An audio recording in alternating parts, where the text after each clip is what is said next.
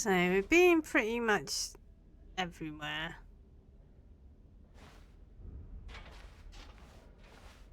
Come on, Bucket. We're going to the exit that is very like Paul.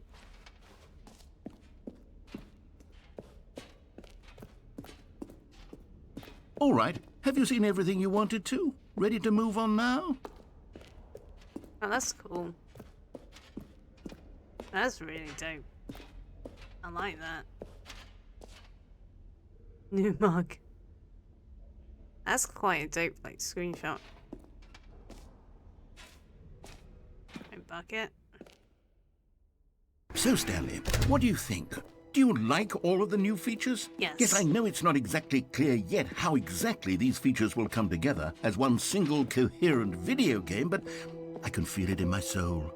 It's going to work. There's definitely a good game in there somewhere. Say, let's do an experiment. I'll arrange these new features together, and we'll see whether or not it coheres into a meaningful gameplay experience. All right. Okay. Are you ready? Ready? Here it is. I give you the Stanley Parable 2.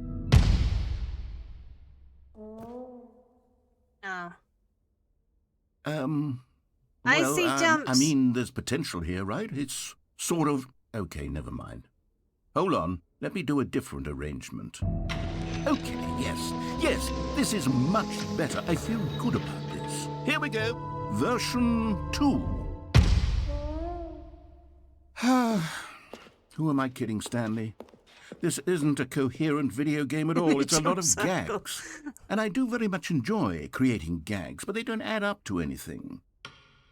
I wanted more than anything to create a sequel that would capture all the magic of the first game. I wanted fans to love it. No matter how good these gags are, they won't stand on their own. They would need the structure and the gameplay of the original.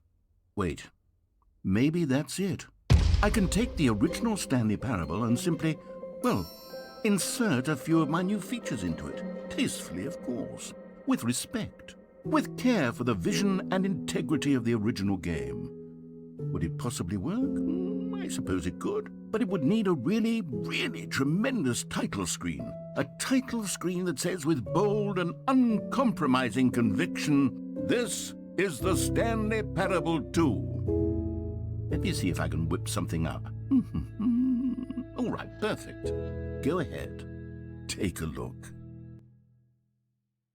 Don't take my bucket away from me. Oh. Oh.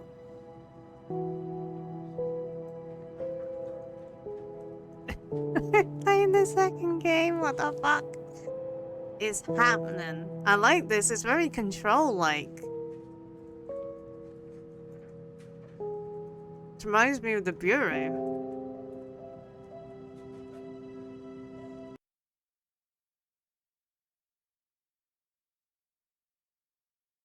This is the story of a man named Stanley. Stanley worked for a company in a big building where he was employee number 427. Not the balloons. Employee number 427's job was simple.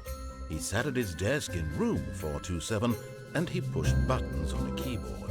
Orders came to him through a monitor on his desk, telling him what buttons to push, how long to push them, and in what order. This is what employee 427 did every day of every month of every year. And although others might have considered it soul-rending, Stanley relished every moment that the orders came in, as though he had been made exactly for this job. And Stanley was happy. And then one day, something very peculiar happened. Something that would forever change Stanley. Something he would never quite forget. He had been at his desk for nearly an hour when he realized that not one single order had arrived on the monitor for him to follow. No one had showed up to give him instructions, call a meeting, or even say hi. Never in all his years at the company had this happened, this complete isolation. Something was very clearly wrong. Shocked, frozen solid, Stanley found himself unable to move for the I longest better have my time. bucket. But as he came to his wits and regained his senses, he got up from his desk and stepped out of his office. Where's my bucket? Where's my bucket? Is it in the broom closet? Have I unlocked the broom closet? All of his co-workers were gone. What could it mean? Stanley decided to go to the meeting room. Perhaps he had simply missed a memo. No matter how hard Stanley looked, he couldn't find a trace of his co-workers. I want my bucket back. And I want my broom closet back. Bucket! Stanley picked up the bucket. I feel a lot more better now. Don't understand. How much better I feel with my bucket.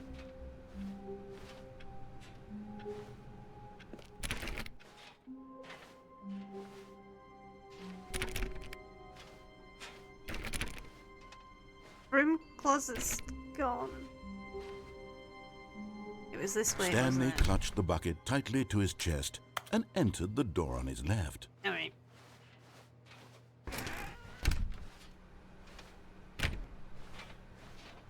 See a bit of the line. No, I think that's a box.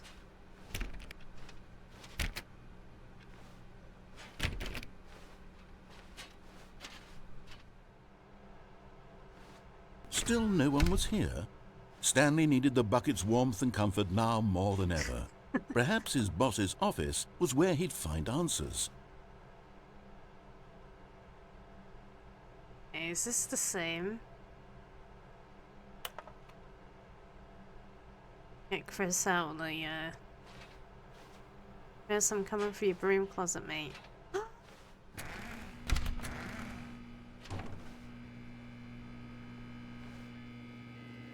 Oh, Stanley, can you feel it? The broom closet. It wants the bucket. No. You can feel that, can't you? The aura of jealousy? It's as No. clear as day. This broom closet believes it deserves the bucket. I can really feel it now. It's a bucket. It belongs in a broom closet. That's what the broom closet is trying to say here. It's supposed to go with the other cleaning supplies. Good for you, Stanley. Don't give in. Don't hand over the bucket.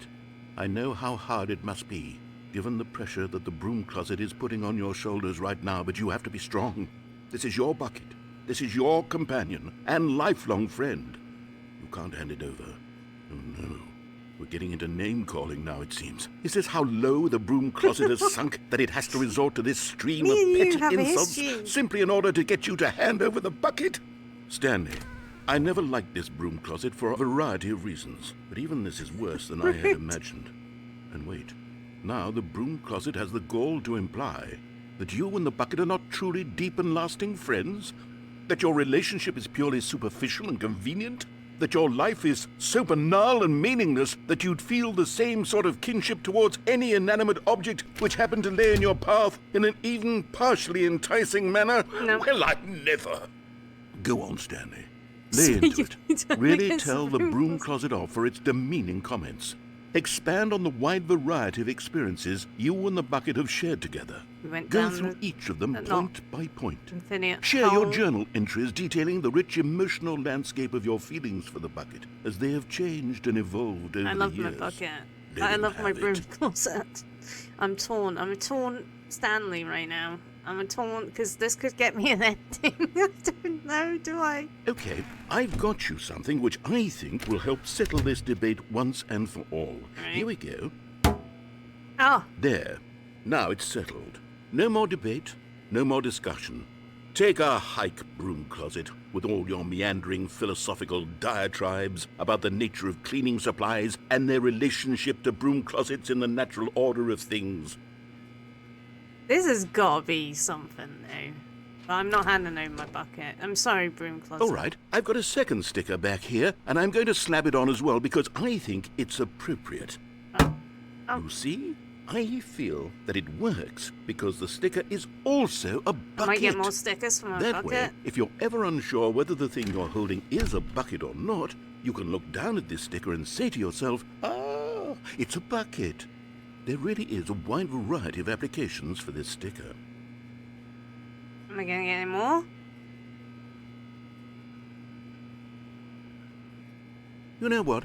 I could take the name-calling and the dismissal of your kinship with the bucket, but now the broom closet is just giving us the silent treatment. And to be honest, I'm sick of the pettiness on display.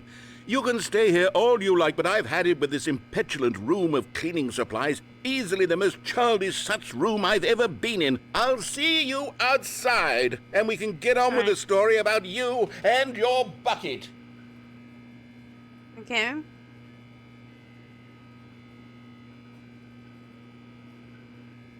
I'm enjoying my bucket and my broom closet. I'm not handing over my bucket. Not handing over. Next time. Coming to a staircase, Stanley and the bucket walked upstairs to the boss's office. I mean, I wonder what changes now I have my bucket. Do I live happily ever after with my bucket now?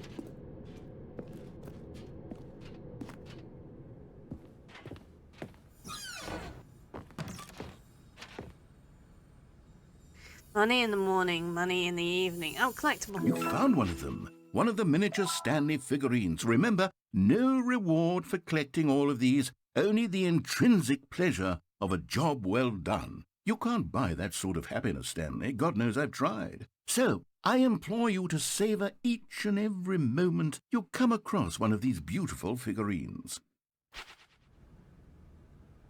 Money in the evening, money for breakfast. Money crisp. Is that extreme bathrooms?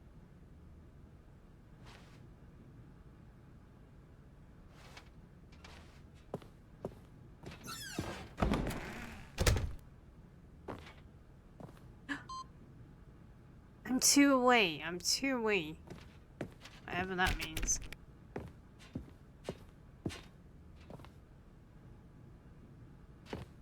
Stepping into his manager's office, Stanley was once again stunned to discover not an indication of any human life. Crushed by the weight of this revelation, Stanley may have broken down into an emotional dumpster fire if not for the soothing presence of the bucket. Even now, in his darkest of hours, did the bucket's warmth and guiding light pierce the dark clouds of confusion and chaos. It would be with him always. The bucket would, and he knew it. The two of them were inseparable. At this point, Stanley was so absorbed in the tender spiritual connection he shared with the bucket that he didn't notice the keypad behind the boss's desk. Nor in his bliss of simply being near the bucket did he have any notion that the PIN number for the keypad was 2845. I was attached to the bucket. 2845. Way before the game told me to. Really. But Stanley guessed the correct code by sheer luck. Was it that the bucket knew all along? Was the bucket guiding him? Yes, this is certainly the most logical explanation. I had an attachment before the game told me. I loved my bucket. Another miniature Stanley figurine. This, you know, there really must be a snappier name for these things. What about mini-stands? Stanley figs? Or what about Stanlerines? Yes, I think I like that. Another Stanlerine under your belt.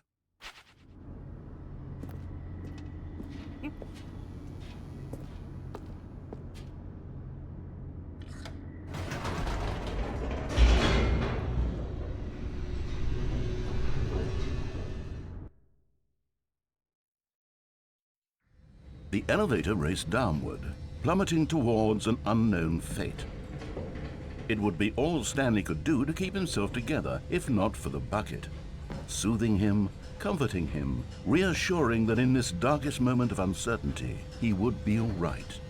The bucket is here for you, Stanley. Everything will be fine. Thank you, Bucket. You're best of friends. Stanley and the bucket walked straight ahead through the large door that read, Mind Control Facility.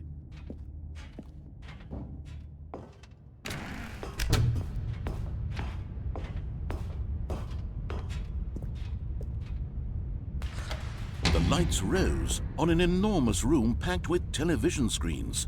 What horrible secret did this place hold? Stanley and the bucket both wondered to themselves. Right, 2 ticks. Sorry, I do apologise. Wait 2 moments.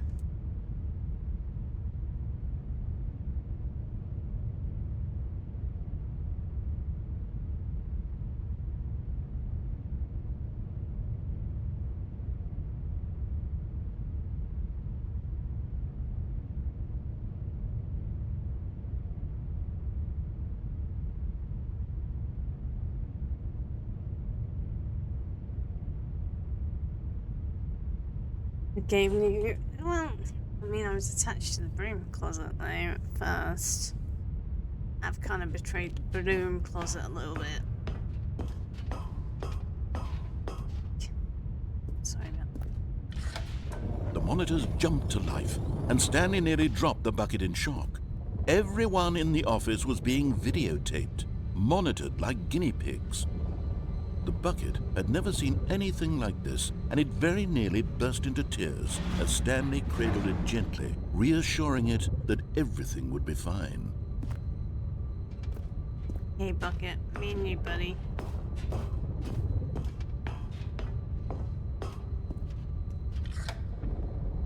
Was the bucket under the mind control facility's influence as well?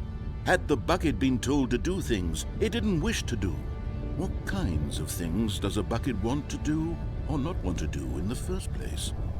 These questions raced furiously in Stanley's feeble mind. No! He screamed into the bucket. He couldn't accept it. His own life in someone else's control, never! He squeezed the bucket tighter, his one friend in the entire world. At this point, he could Happy trust ending no time. one except for the bucket. This was the true happy ending. But here was the proof. The heart of the operation. Controls labeled with emotions, happy or sad or content.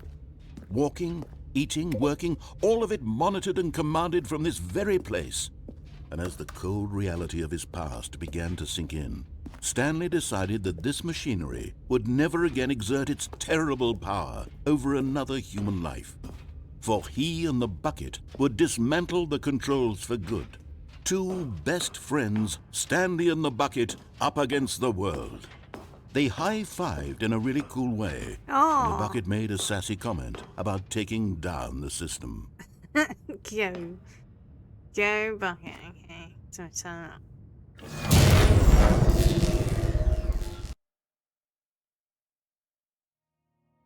Stanley and the bucket waited in blackness. Was it over? Yes, they had done it. Stanley and the bucket had defeated their greatest and darkest enemy, Nice freed job, themselves Bucket. from the tyrannical grip of the evil mind control machine. Freedom was now mere moments away. Excitedly, the 2 of them began to discuss the kind of life they wanted to live once they stepped through this massive door.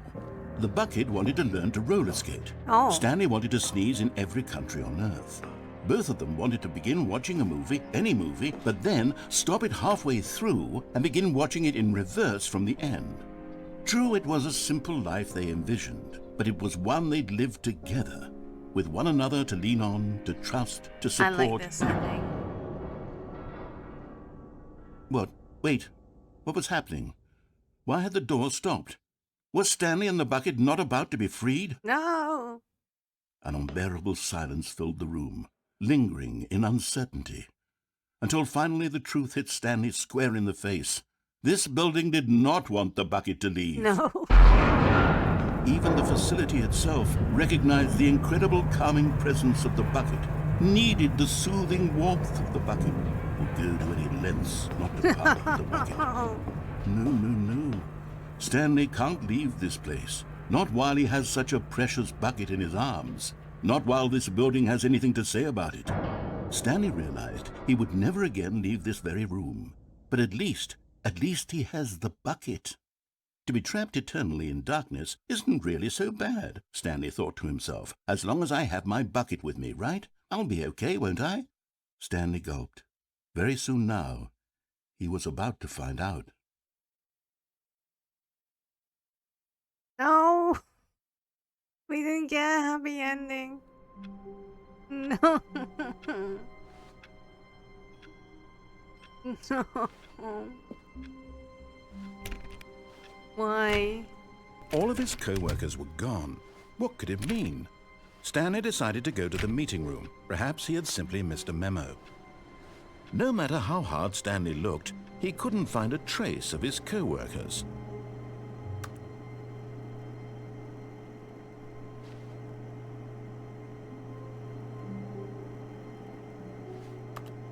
Nearly them, one away. Stanley went around touching every little thing in the office, but it didn't make a single difference, nor did it advance the story in any way. Nearly there.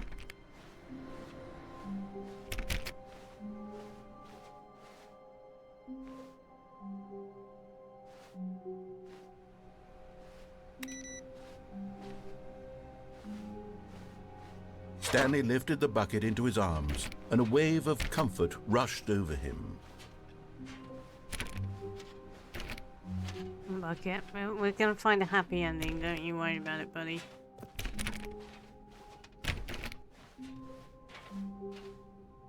Stanley clutched the bucket tightly to his chest and entered the door on his left.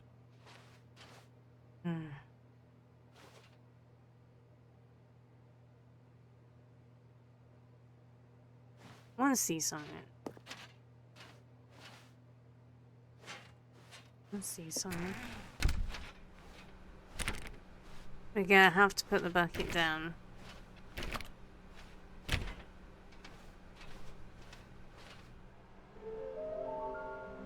There will be a reward. Trust the completionist instinct. There will be a reward for finding them. Warehouse access plan. Reduce a plank to allow ease of access past furnace or past fence. Construct a bridge to allow connection with shiny flow. Retrieve Chris's remains from warehouse floor. Construct new structure. We need more planks. Huh?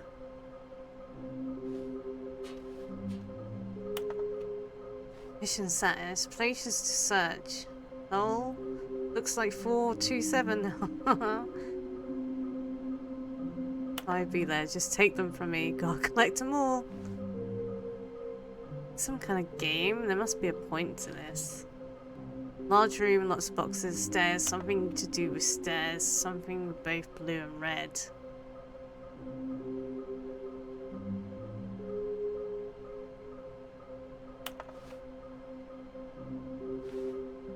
Stop kidding yourselves. I want them so much. I want to go home.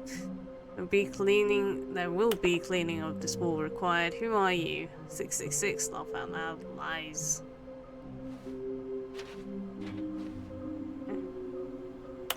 Please beware the false prophet. What the fuck is going on? Why wouldn't they just tell us something will happen? This investigation, this room. Feels pointless, to be honest.